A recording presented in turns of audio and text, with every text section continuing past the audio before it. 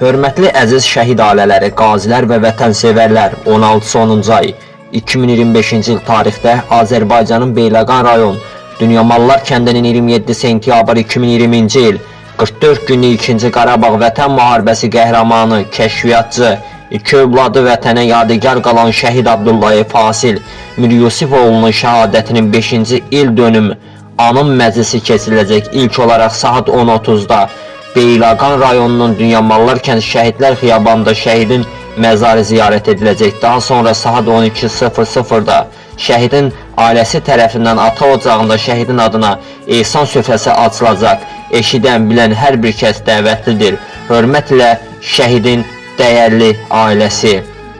Dağların qoynunda soldu çiçəklər, söndüdən ulduzu minbir diləklər, kamına çatmadan köçdü ürəklər, qəlbimdə qubardı candı şəhidlər. Kasıb damxaların zəngin insanı, vətən, vətən deyə tapşırdı canı.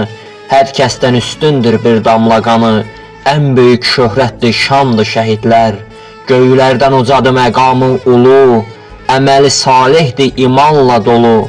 Nə böyük zirvədir şəhadət yolu, hər iki cahana xandır şəhidlər.